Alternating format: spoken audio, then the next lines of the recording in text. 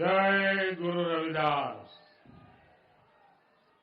उत्तर प्रदेश के मुख्यमंत्री योगी आदित्यनाथ जी पूरे भारत से यहां पधारे सम्मानित संतजन, भक्तगण और मेरे भाइयों एवं बहनों, आप सभी का मैं गुरु रविदास जी जन्म जयंती के पावन अवसर पर उनकी जन्मभूमि में स्वागत करता हूं।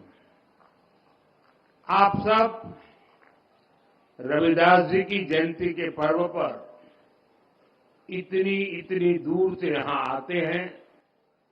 खासकर मेरे पंजाब से इतने भाई बहन आते हैं कि बनारस खुद भी मिनी पंजाब जैसा लगने लगता है।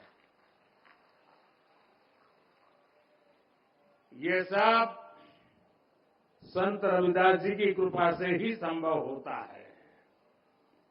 मुझे भी रविदास जी बार बार अपनी जन्मभूमि पर बुलाते हैं। मुझे उनके संकल्पों को आगे बढ़ाने का मौका मिलता है। उनके लाखों अनुयायियों की सेवा का अवसर मिलता है।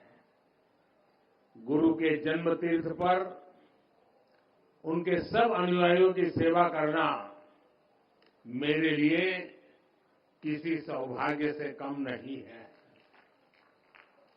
और भाइयों बहनों, यहां के सांसद होने के नाते, काशी का जनप्रतिनिधि होने के नाते मेरी विशेष जिम्मेदारी भी बनती है। मैं बनारस में आप सबका स्वागत भी करूं और आप सबकी सुविधाओं का खास ख्याल भी रखूं, ये मेरा दायित्व भी है। मुझे खुशी है कि आज इस पावन दिन मुझे अपने इन दायित्वों को पूरा करने का अवसर मिला है। आज बनारस के विकास के लिए सैकड़ों करोड़ रुपयों के विकास परियोजना का लोकार्पण और शिलान्यास होने जा रहा है। इससे यहां आने वाले श्रद्धालुओं की यात्रा और सुखद और सरल होगी। साथ ही संत रविदास जी की जन्मस्थली के विकास के लिए भी कई करोड़ रुपयों की योजनाओं का लोकार्पण हुआ है। मंदिर और मंदिर क्षेत्र का विकास, मंदिर तक आने वाली सड़कों का निर्माण, इंटरलॉकिंग और ड्रेनेज का काम, भक्तों के लिए सत्संग और साधना करने के लिए, प्रसाद ग्रहण करने के लिए अलग अलग व्यवस्थाओं का निर्माण, इन सब से आप सब लाखों भक्तों को सुविधा होगी। माघी पूर्णिमा की यात्रा में श्रद्धालुओं को आध्यात्मिक सुख तो मिलेगा ही, उन्हें कई परेशानियों से भी छुटकारा मिलेगा।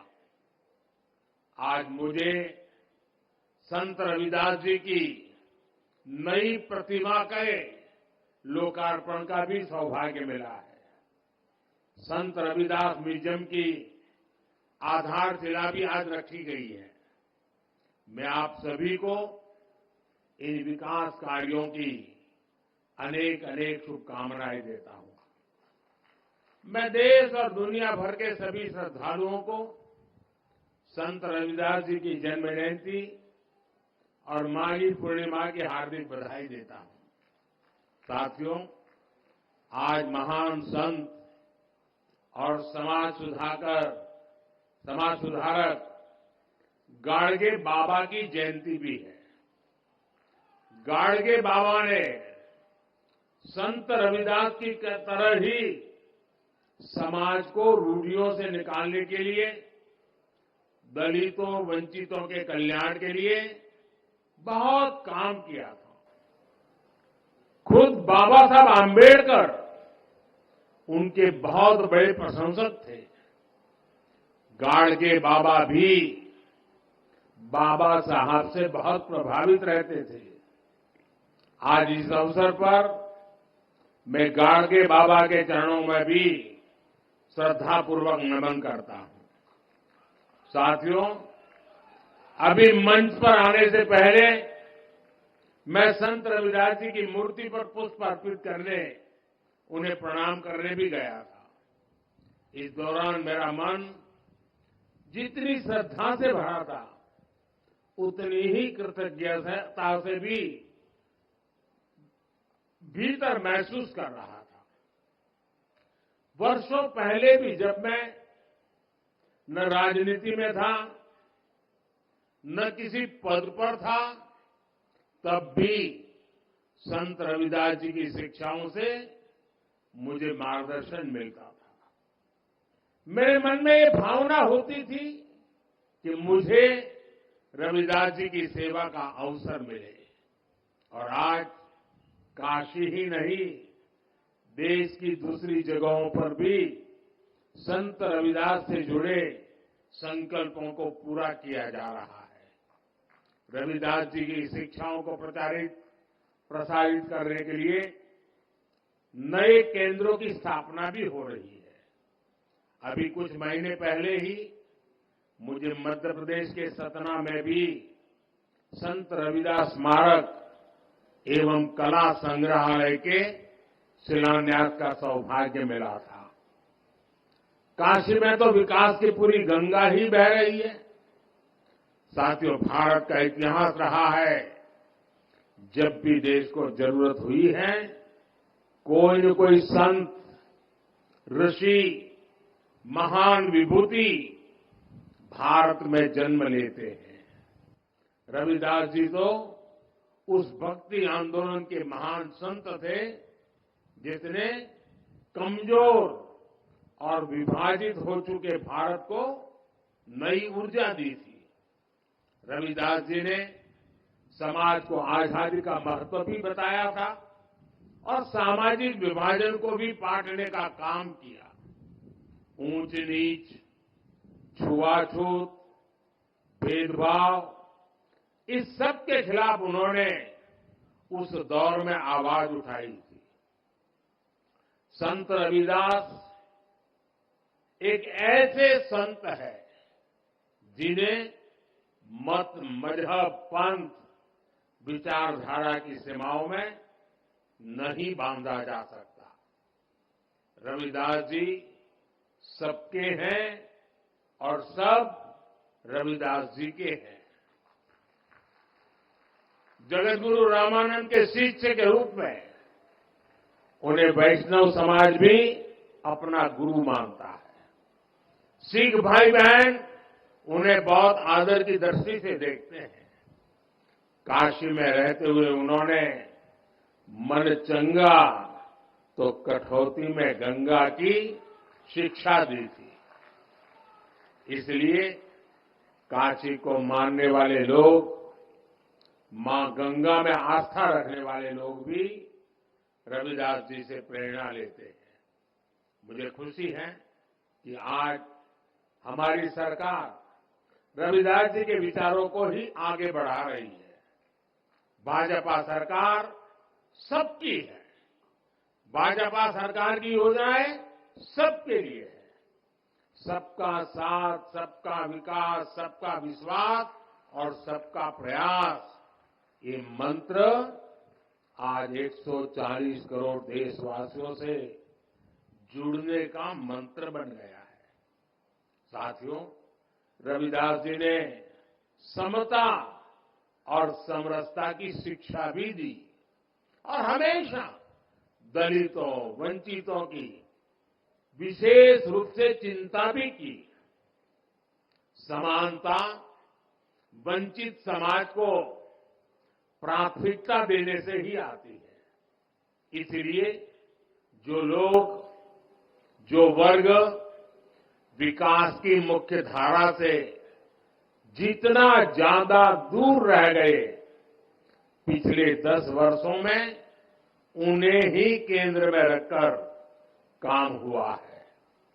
पहले जिस गरीब को सबसे आखिरी समझा जाता था, सबसे छोटा कहा जाता था, आज सबसे बड़ी योजनाएं उसी के लिए बनी है। इन योजनाओं का दुनिया में सबसे बड़ी सरकारी योजनाएं कहा जा रहा है। आप देखिए, कोरोना की इतनी बड़ी मुश्किल आई, हमने 80 करोड़ गरीबों को मुफ्त राशन की योजना चलाई। कोरोना के बाद भी हमने मुफ्त राशन देना बंद नहीं किया, क्योंकि हम चाहते हैं कि जो गरीब अपने पैरों पर खड़ा हुआ है वो लंबी दूरी तय करे, उस पर अतिरिक्त बोझ न आए। ऐसी योजना इतने बड़े पैमाने पर दुनिया के किसी भी देश में नहीं है।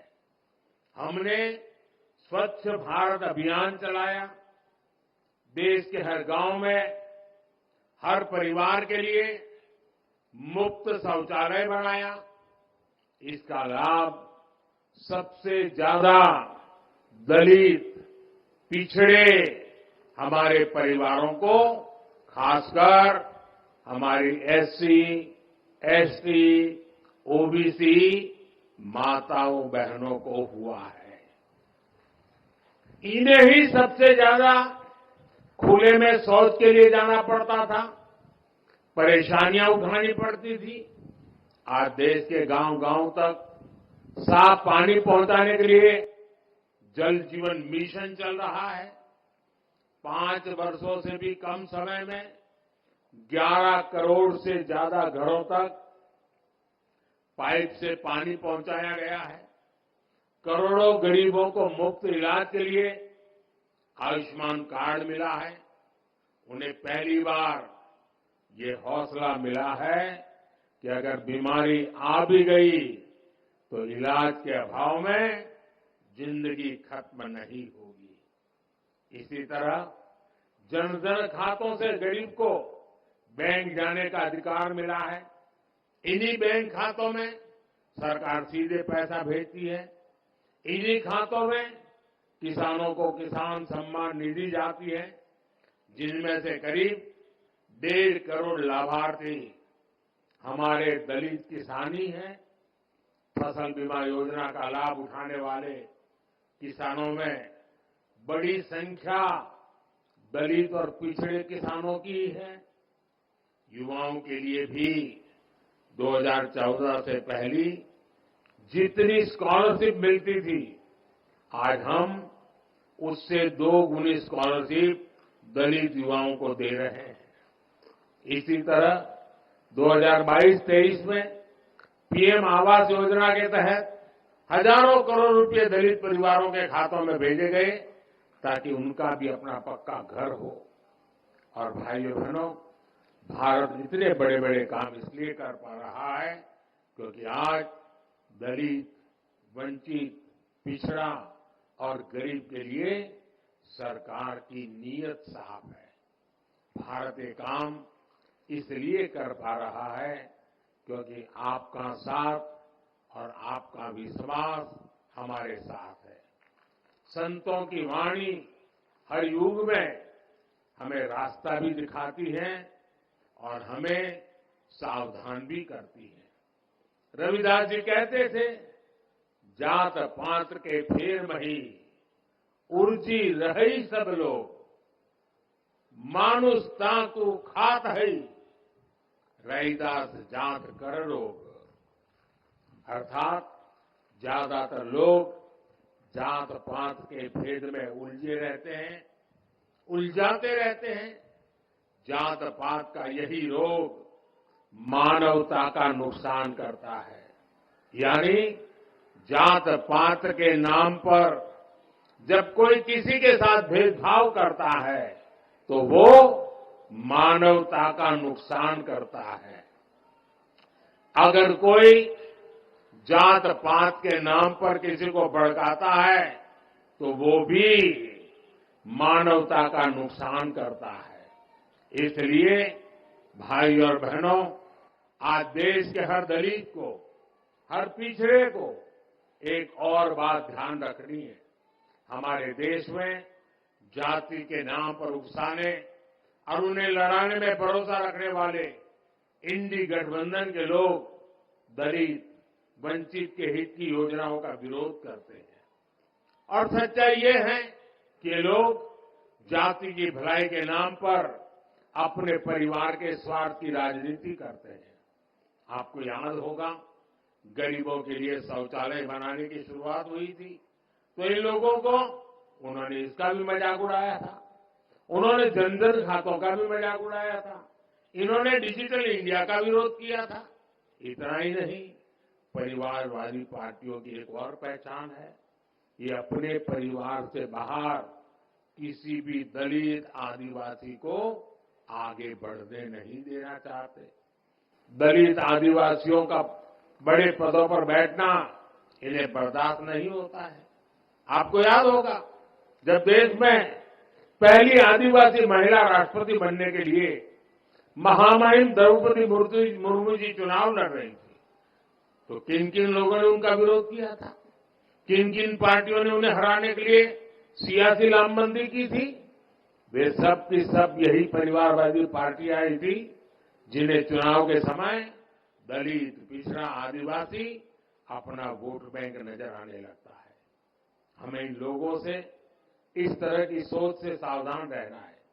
हमें जातिवाद की नकारात्मक मानसिकता से बचकर रविदास जी की सकारात्मक शिक्षाओं का पालन करना है। साथियों, रविदास जी कहते थे, 100 वर्ष लो जगत मही, जीवत रही करू काम। रविदास कर्म ही धर्म है, कर्म करहु निष्काम। अर्थात 100 वर्ष का जीवन हो तो भी पूरे जीवन हमें काम करना चाहिए, क्योंकि कर्म ही धर्म है। हमें निष्काम भाव से कर्म करना चाहिए। संत रविदास जी की शिक्षा आज पूरे देश के लिए है। देश इस समय आजादी के अमृतकाल में प्रवेश कर चुका है। पिछले वर्षों में अमृतकाल में विकसित भारत के निर्माण की मजबूत नींव रखी जा चुकी है। अब अगले 5 साल हमें इस नींव पर विकास की इमारत को और ऊंचाई देनी है। गरीब, वंचित की सेवा के लिए जो अभियान 10 वर्षों में चले हैं, अगले 5 वर्षों में उन्हें और भी अधिक विस्तार मिलना है। ये सब 140 करोड़ देशवासियों की भागीदारी से ही होगा। इसलिए ये जरूरी है कि देश का हर नागरिक अपने कर्तव्यों का पालन करे। हमें देश के बारे में सोचना है। हमें तोड़ने वाले, बांटने वाले विचारों से दूर रहकर देश की एकता को मजबूत करना है। मुझे विश्वास है कि संत रविदास जी की कृपा से देशवासियों के सपने जरूर साकार होंगे। आप सभी को एक बार फिर संत रविदास जयंती की मैं बहुत बहुत शुभकामनाएं देता हूं। बहुत बहुत धन्यवाद।